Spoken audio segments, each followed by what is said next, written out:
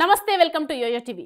తెలంగాణ రాజకీయాలు ఊహించని విధంగా సాగుతున్నాయి। రేవంత్ రెడ్డి సర్కార్లో ప్రజాపాలన పేరుతో రాష్ట్ర పరిపాలన సాగుతోంది।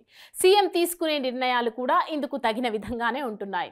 ఇక పదవుల విషయంలో సీఎం రేవంత్ రెడ్డి తీసుకునే నిర్ణయాలు ప్రతిపక్ష పార్టీకి షాక్ ఇస్తున్నాయి। తాజాగా రేవంత్ రెడ్డి తీసుకున్న ఓ నిర్ణయం నిజామాబాద్ పాలిటిక్స్ ను షేక్ చేస్తున్నాయి। పీసీసీ వర్కింగ్ ప్రెసిడెంట్ గా ఉన్న బొమ్మ మహేష్ కుమార్ గౌడ్ విధేయతను ఎట్టకేలకు కాంగ్రెస్ అధిష్టానం గుర్తించింది। ఆయనను శాసన మండలికి పంపాలని నిర్ణయించింది।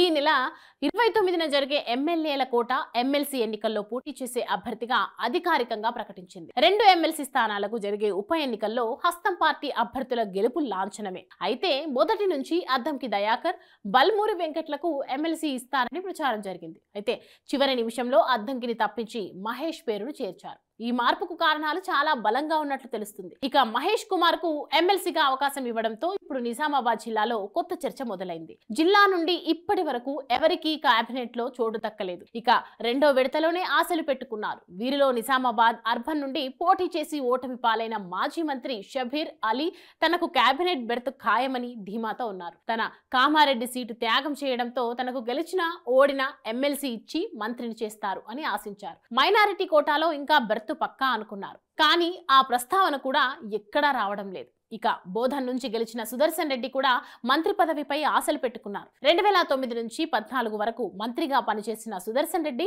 జిల్లాలో కాంగ్రెస్ కు పెద్ద దిక్కుగా ఉన్నారు। పార్టీని బతికించడంలో కీలక పాత్ర పోషించారు, కానీ మొదటి కేబినెట్ లో చోటు దక్కలేదు। స్పీకర్ మొదట సుదర్శన్ రెడ్డికి ఇచ్చిన దాన్ని ఆయన తిరస్కరించి ఇస్తే మంత్రి పదవి లేదంటే ఖాళీగా ఉంటా అని చెప్పారట।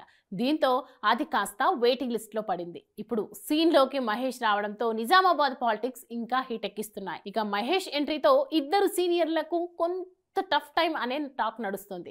నిజామాబాద్ లో ఖాళీ కేబినెట్ లో స్థానాన్ని మహేష్ తో భర్తీ చేస్తారు అనే టాక్ బలంగా వినిపిస్తోంది కూడా। సుదర్శన్ రెడ్డి ఇదివరకే మంత్రిగా చేయడం, దానితో పాటు రెడ్డి సామాజిక వర్గం నుంచి ఇప్పటికే చాలా మంది మంత్రులు కేబినెట్ లో ఉండడంతో మహేష్ వైపు హైకమాండ్ చూసే అవకాశం లేకపోలేదు। దీనికి తోడు మహేష్ కుమార్ గౌడ్ రేవంత్ కు సన్నిహితుడు అనే పేరుంది। దీంతో ఏ రకంగా చూసినా మహేష్ కు బెర్త్ ఖాయం అనే ప్రచారం జరుగుతుంది। ఇక మహేష్ ఎన్ఎస్యుఐ ఉమ్మడి నిజామాబాద్ జిల్లా అధ్యక్షుడిగా, ఉమ్మడి ఆంధ్రప్రదేశ్ అధ్యక్షుడిగా పనిచేశారు। యువజన కాంగ్రెస్ జాతీయ కార్యదర్శిగా, పీసీసీ కార్యదర్శిగా పనిచేశారు। పీసీసీ అధికార ప్రతినిధిగా, పీసీసీ ప్రధాన కార్యదర్శిగా పనిచేసి ప్రస్తుతం పీసీసీ కార్యనిర్వాహక అధ్యక్షుడిగా ఉన్నారు। దీంతో ఏఐసీసీ లెవెల్లో కూడా మహేష్ కు కలిసి వచ్చే అవకాశం ఉంది। వీటిని బట్టి మహేష్ ను కేబినెట్ లోకి తీసుకోవడం ఖాయంగా కనిపిస్తోంది।